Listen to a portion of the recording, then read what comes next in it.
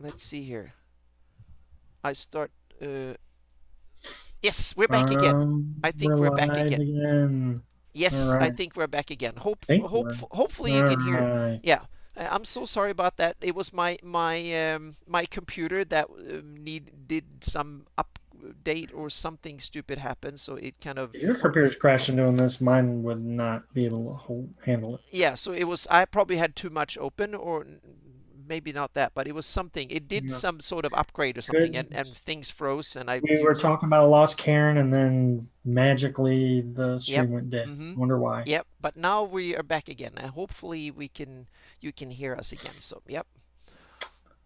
So that's good. Yep. So yeah. So We're yes. I was babbling about the all the considerations as a map maker. You have to kind of go Right. in and do the and first of all, my fans are the best quality check because now I have Yes. like 2,000 people that regularly use my maps and keep an eye on them. So they send me emails, and we have my Facebook group and all that stuff. So they keep constantly looking at my map, saying this is wrong, that is wrong, and I couldn't do half of this or even 1/10 of this without the help of everybody else. Both the support on Patreon that pays for the time so I don't have to go out and work and do other stuff that much, so I can spend more time on this and get all the tools and stuff. But also the research help and the quality control, meaning people tell me that's screwed up, that's a typo there, this doesn't match the adventure I read, etc., etc. So I just keep adding it and tweaking it and trying to make it better and include and read things myself and then talk to all the other ones like Mike and Brian Bloomklotz and lots of other Wait till people we have who Joe knows Block more about on it. the show. Yeah. We'll have all kinds of map idea Mm-hmm. stuff. Yep. So this is the that's the best way I know how to try and make the map better by listening to others and listening to the critique and trying to. But I have one other topic. Now we've gone on Okay. around and talked a little bit. I have one topic that I want to discuss. Something that I'm thinking about doing. That was my topic that I was going to have for next week. But All right. but now since Job didn't make it this, so now we have to take a little bit of time and let's talk about borders. Oh, Because okay. yeah, because I have a lot of different borders on my map, and now I'm going to get over on the here is the actual Well, clearly the river is a border, yes, right? yeah, I have lots of different borders, but one of the things is that borders in we used to borders in the real world between countries, almost the whole planet except for Antarctica and the oceans are divided up, belongs to a nation. So there are a few small tiny little things here and there, but almost the entire planet, all the land is defined. It's either on this side of the border or that side of the border. Borders are Okay. clear, defined, mapped, and accepted, or but at least they're well defined usually. And but in a fantasy world, that I think is not the case. And there are some borders that are well Now defined, meaning entering on Greyhawk. yeah, meaning on this Yeah. side of the river we rule, and on that side of the river someone else rules. So they might build a wall or something. But most borders are very ill-defined, meaning we rule on this side of the forest and you rule on that side of the forest. And then there's some people, bandits, that rule inside the forest.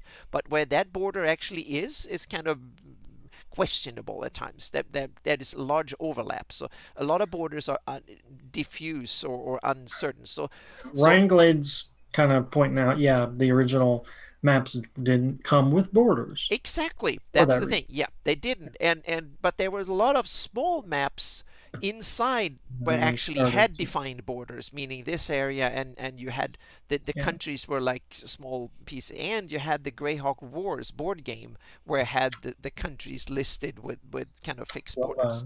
yeah. Yeah, the way Yeah. I've dealt with it, Scattered in a bunch of yeah, little bitty mm-hmm, border yep. countries. The way I've dealt with it on my maps is that I have two general categories: well-defined borders and poorly defined borders. Okay. And the well-defined borders, and then I have national borders, provincial borders, and local borders. National Wow. borders, yeah, And national borders are between countries, and then provincial borders are between the different counties in Furundi, for instance, or the provinces in the domain of Greyhawk or something. And locals are that local little lord that runs his castle or his tower, wizard in the tower, what they control, so to speak. Or like a city or a town, the mayor controls maybe a few miles around the All right. city and stuff like that. So The domain local, of yeah. God.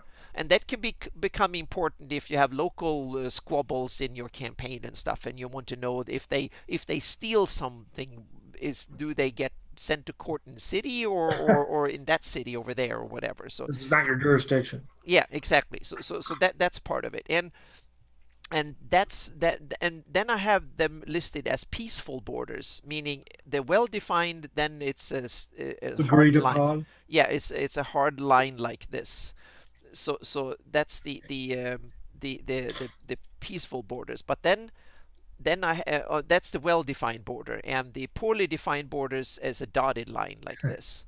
And the same thing goes with the provincial and local. And then we have hostile borders. The first ones are peaceful borders, and then we have hostile borders. And then I made a line look like this on the well-defined. Okay. And then I simply have a not so visible line with more space in it. That's the ill-defined. So for instance, you might have across a plain, meaning or a forest is a perfect example, meaning one I use is on one side of the forest, and Furundi or someone else is on the other side of the forest. The forest is 100 miles wide, and they simply somewhere in the middle of the forest, so it's kind of ill-defined. You can't really know exactly where the border is. Most borders are like this.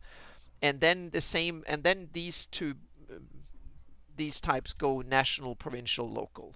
And then you have a border type that I call frontier border. And that's basically where a nation ends and wilderness, like a mountain chain or a desert or something, that no one rules over it. And there is no civilized control. There is no lord or no law or anything, no patrol or anything like that. So I call them frontier borders, meaning here ends civilization.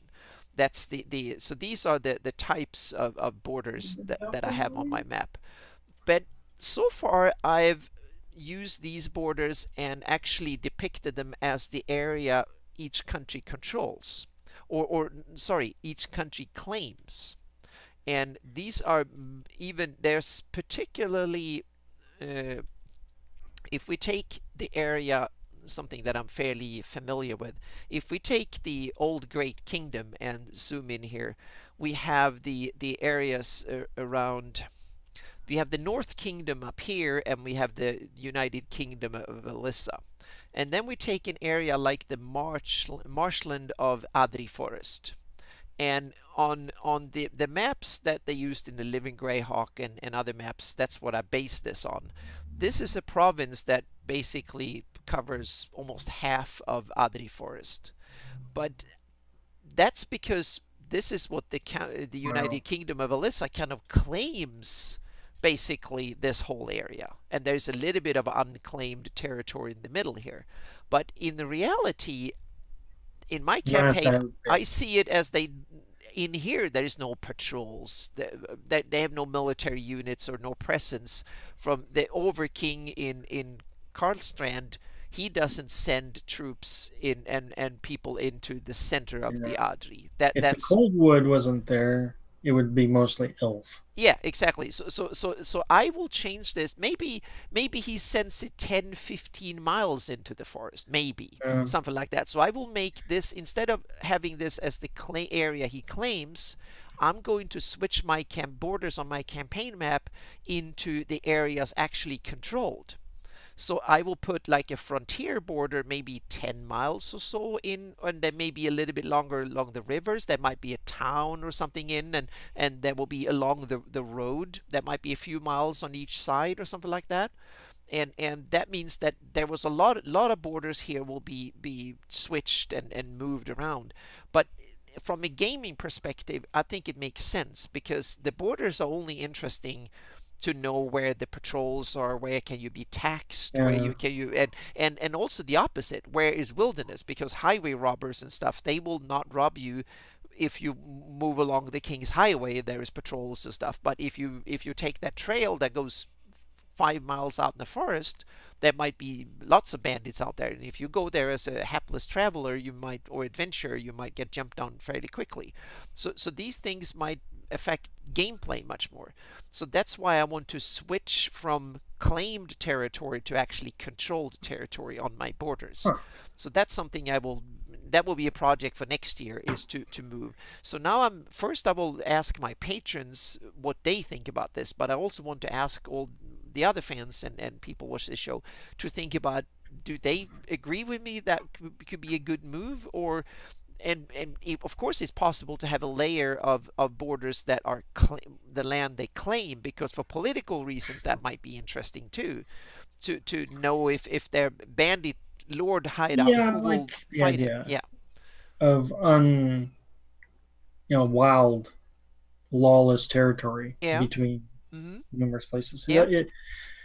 It's not quite that old points of light thing that WotC was always trying to implement. Yeah. Yeah. It's not like Greyhawk, divers, like these little bitty villages. You're probably still gonna have sizable bordered nations. Yeah, and Just some areas are clear borders, like especially like rivers and stuff. We might yeah, have, if we take here, for instance, the border between Nyrond and the county of Ernst is well defined or along a the key. border here. Yeah, along the river. So some Yeah, borders will definitely be there. But other yeah. borders, especially like forests, deserts, mountains, etc. Mountains would be Yeah. hard to Hmm. border, I would think. Yeah, yeah. Some mountains will be like a hard where the mountain starts. That's where the border. But Yeah, some areas, can't just divide the mountain right down the middle. yeah. Yeah, no, yeah, no one does that. S- How would you divide up all? A Okay, country that interesting. Yeah, mostly made up of nomads, yeah. And that's the interesting thing, is because let's see here. Now let's see. I might. Oh, come on here. So we go here. Um, so west, go in west, all, yeah, and we go south. Here we have all. We zoom out a little bit. Yeah, and that's an interesting, because they're nomads, so they don't. But so they will basically. Um, I would probably shrink it a little bit. But the certainly yeah, they will you got the probably along. mountains, Yeah, they have some of these. I will take these main caravan routes that go right? through. They will, and then I will simply take away. But these areas are frontier borders, so in a way, I don't think that the all Not would going not to be change that much. much. Exactly, all is one of Okay, these areas that will not change that much, because but how do they you determine where, like, the Paynims stops and old begins? yeah, that's the thing. And Paynims is one of these areas that will basically, this will probably, Paynims will kind of disappear, because there will be no borders. There will be just wilderness, Yeah, and so because these are claimed areas, I would probably be the Paynims will be, they will find a few mhm, places yeah, along the areas, along the routes here, will be where they control. The rest of it will just be wilderness. just open. Yeah, Yeah, and I will, so this border here, for instance, that goes around here, that one would disappear, and the Sharifate of Risei will probably be this little area here along the road, will be the only thing they actually control. The rest of it would just be wilderness, unless there are some towns or cities and settlements, and then it might be that the tribes of the Paynims might simply be along the road here, and there might be some trails, or there might be some settlements up here, that areas that, and it might vary by season. That's another yeah, interesting thing, meaning a nomad, they might live yeah. down south here in the winter, and then they move north in the summer, like wolf nomads, or the tiger nomads, for instance. They might move up to the Bernal forest and stuff in summer. And let's move up here, and we have this area. So this might be a that you might have summer borders and winter borders. So that might be something I should Yeah. consider having in some areas, because in the harsh winters, then the wolf nomads might simply hang out here along the Erutuvar, and down here, and in the south on the lowlands. And then in summer they might go up here and hunt and be around here and a bit into the forest even. And in the winters, this will just be wilderness. That might not be, it will be frozen over tundra that there's not a wolf nomad to be had. But on the other hand, the wolves hunt good in the winter, so they might come with them and hunt there too. So Cool. yeah, so it's a lot of these kind of considerations that you have to look into cultural factors and a whole bunch of stuff that way. And then comes it, is the Fleer River that hard of a border between them? Or there might be that is actually a hard border, meaning the wolf nomads might, Probably for is. tribal reasons, don't cross into the lands of the taiga nomads and vice versa. And the taiga nomads might also be that they hide out here in the winter, and then and in the summer they go north. So yeah, so that might also be seasonal borders, might be something to look into too.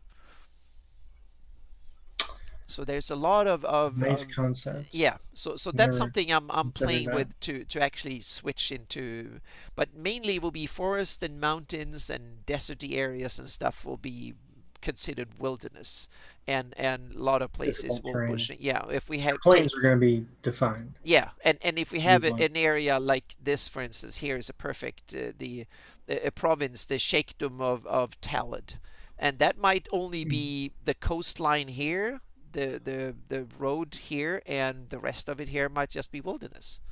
They might have a few villages and towns along the valleys up here, and maybe here, and that will be it. So the rest of it will be wilderness. So 80% of this might be considered wilderness, so to speak.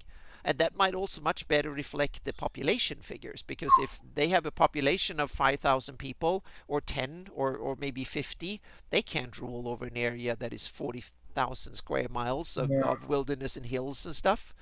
That will be that's way too much, especially in a fantasy world where you have dragons and trolls and God knows what. I And don't wait want till to we talk be, about Beyond the Flamings. yeah, exactly. And I don't want to be the poor ranger who has to patrol that with my little bear or something and go around that. Even if I'm high level, that will be nasty shit. So yeah.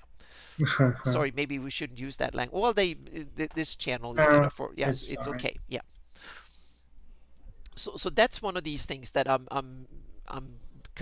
going to look over, and that's one of the I always want to try and evolve the maps into so they can be better use Yeah. for gaming. Different Yeah, functionalities. Yeah. exactly. So the maps should not only look pretty, they, even more important, they should be tools for your games.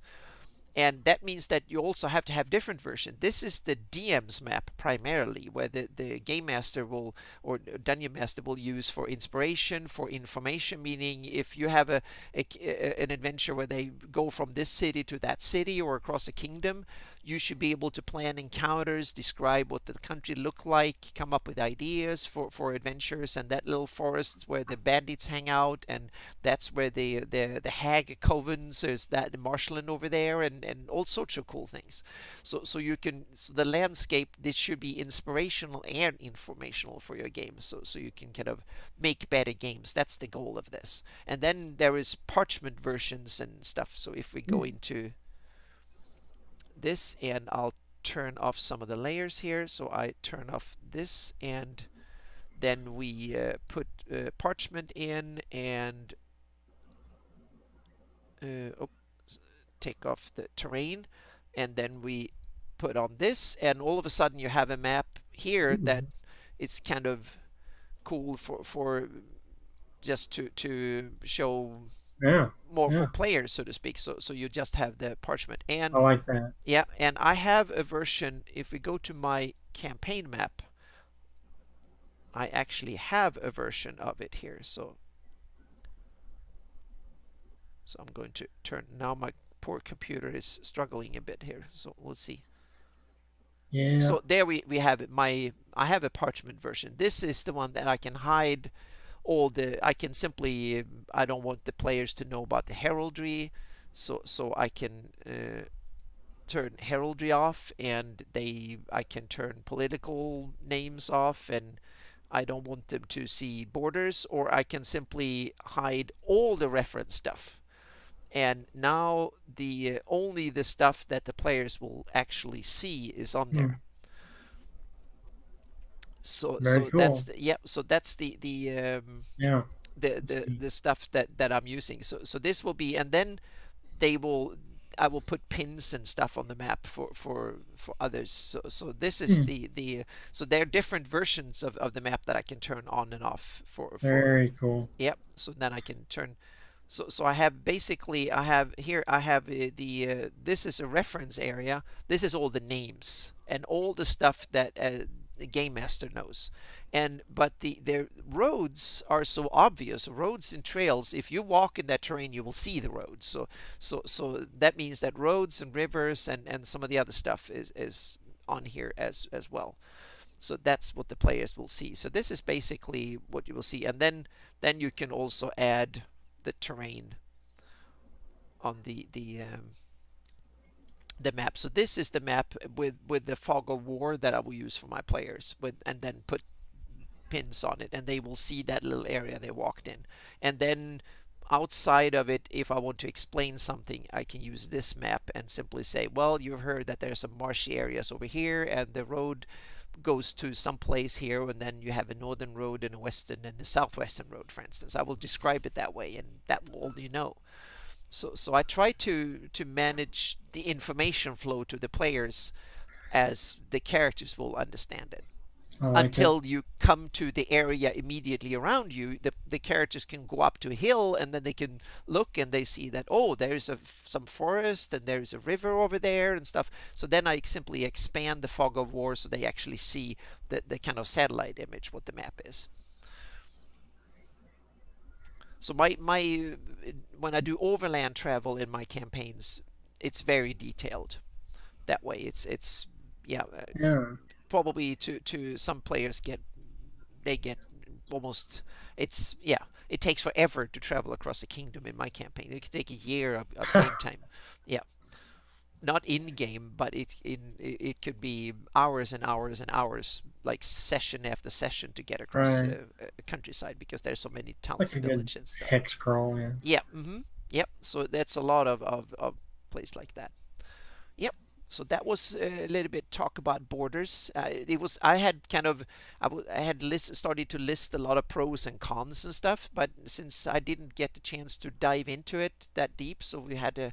So this might be something to come back to in the Yeah, I next imagine season. so. Yep, because we've talked a little bit about this show will not be every week all year round because we have Yeah. unfortunately other things that we need to do too.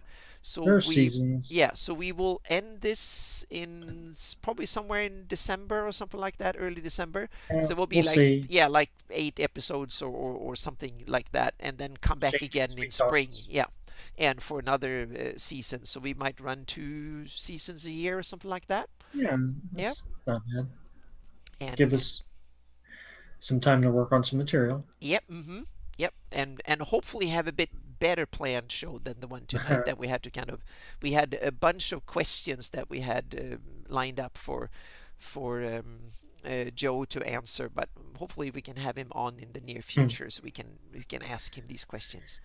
So what do we now I've been babbling for 10 minutes Yeah. here. What's happening in chat? Oh no, the chats, they're hanging in there. They've been mesmerized by your maps, and Okay, when you let's see started here. peeling Yeah. away layers of it, I'm Uh-huh. sure, like myself, it Yeah. was very fascinating. And I can say that the PDF version of my map has all these layers. So you can turn them on and off, and you can save different versions of that map Or straight from PDF that way thing. And on my website is the Illustrator file that I'm using. The latest hmm, version, the patrons get the current version. They get it like on a monthly basis or roughly. They get the top tier patrons of mine. They get all the stuff. oh And boy, then when Geek the Dice is just overloaded with Yep. cool stuff here Yep. tonight. So the if you become support my Patreon by $5 a month, you get all the source stuff, all the textures, all the Hmm. Illustrator files, all the stuff that I'm Dang, using for layered PDFs or layered Photoshop files, everything. And you will get all the Run Realms 3D Committee don't data and have this stuff. kind of stuff. Yeah. So that, and when I'm done with the project, So like the previous version of the map, all the source material for that map is on my website. And this next year, this map that we looked at now will be available for everybody for free on my Imagine website. what she Yep. could do if Greyhawk was fair game on DM's Guild.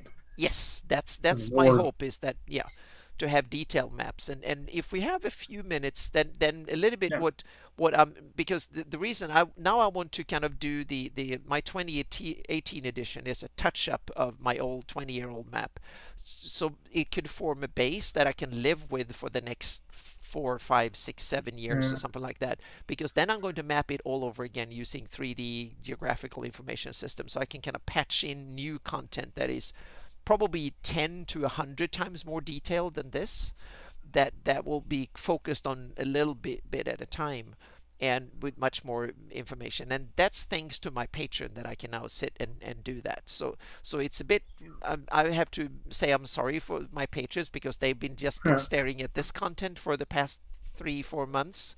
But once this is out of the door, then there will be plenty of other stuff in the pipeline for next year. So yeah. Awesome. Okay.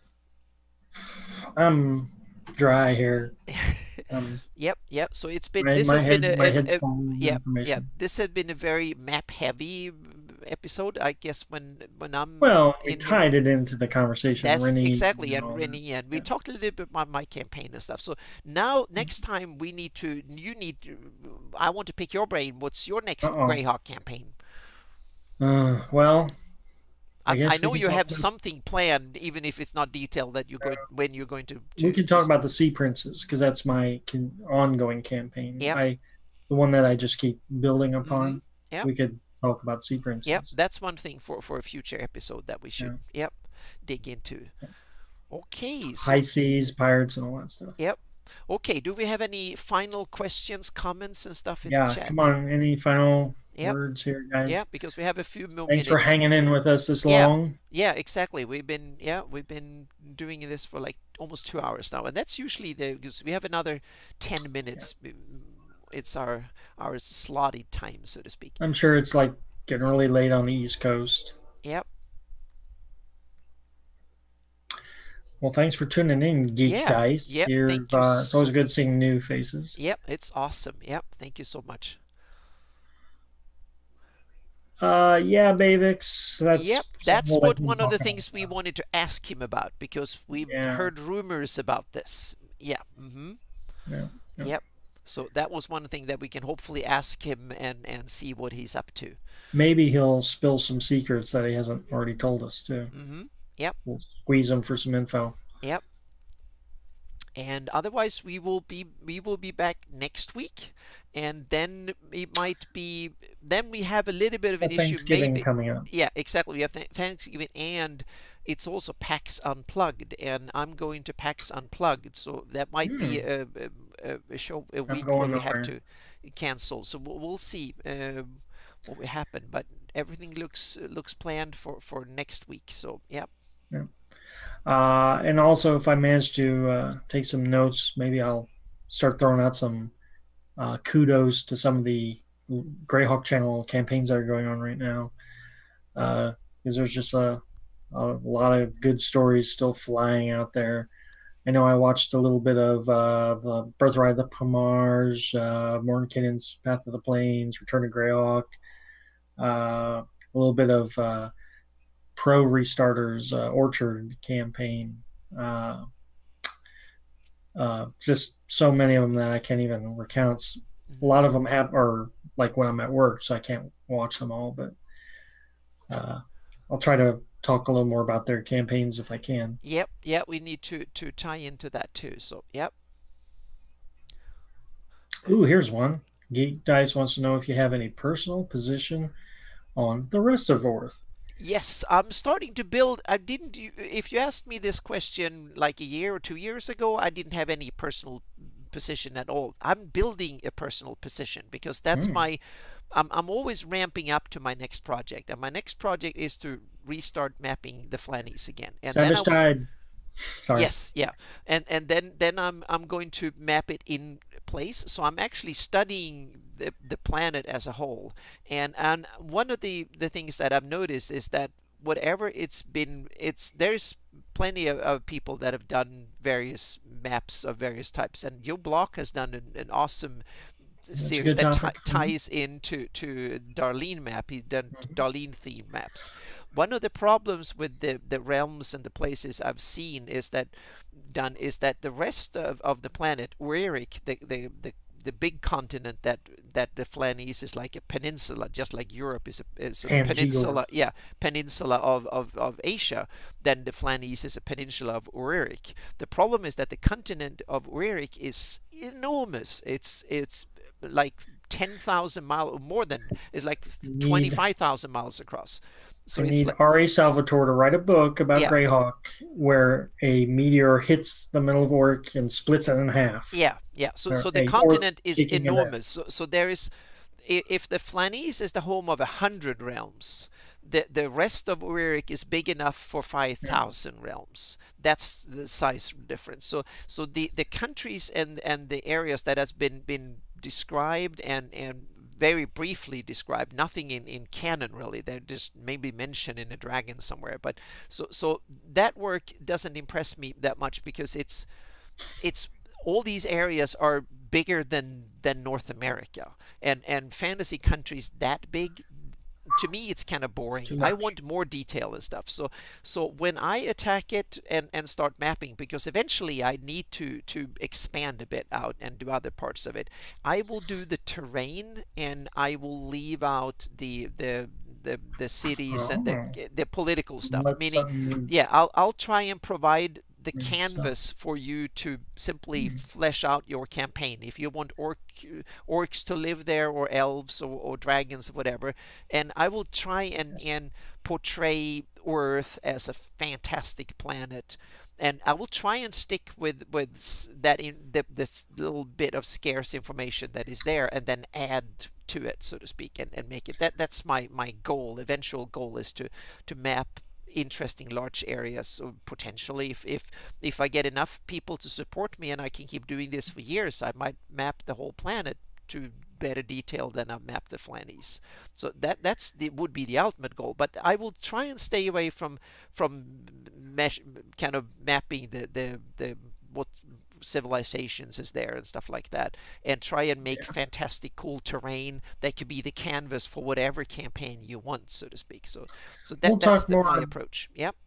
We'll talk more about the Dragon Annual Yes, 2 exactly. map Yep. and the Empire of Lynn. We'll talk all about that when Joe's on here Yep. because I'm sure Yep. he'll want to dive Mm-hmm. into that. Yeah, definitely. And yeah, thank you so much, Geek Dice. That's yeah, that's my 30-second elevator pitch Hmm. on my approach to the Yeah. rest of it, because I want to provide that canvas so you can all make it yours the way you want it, and that goes for Greyhawk itself, and that's one of the reason I want to switch to GIS and stuff, so you can put your content in and your version of it much easier. So yeah, Hmm. so that's one of the goals. Yep.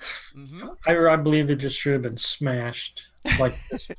Or Oric should be Oric, and the rest of all that landmass should just be a bunch of islands, Yeah. and then Now. just develop those islands. Mm-hmm.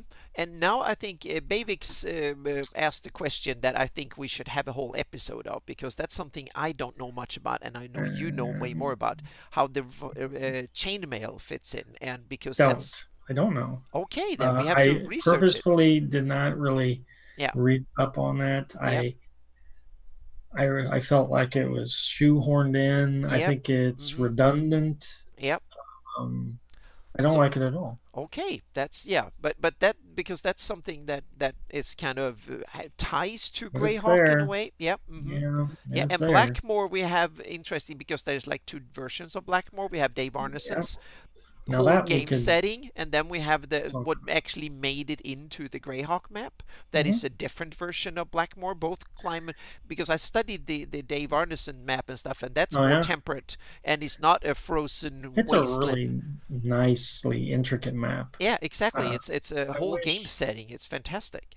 We and did then combine those two, yep. perfectly combine those Yep. two. So this I try to. So that's another interesting story. We should have a whole Yeah, episode of yeah. Blackmore because it's one of these, especially when it comes to the history of the game, places in Greyhawk that is really cool. Yep.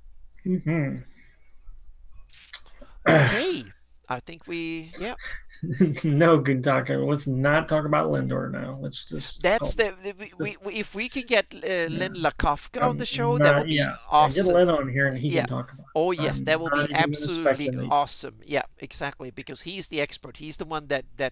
came up with the campaign and wrote all the stuff Yeah. about it and stuff. So yeah, Maybe Joe would know more about it. He was yep, writing back then. yep, Uh, but yeah, that's all I got.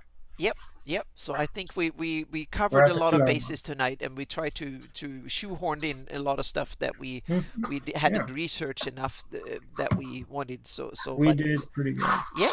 Okay, so thank you everyone for watching, and see you next week. See you next week, guys.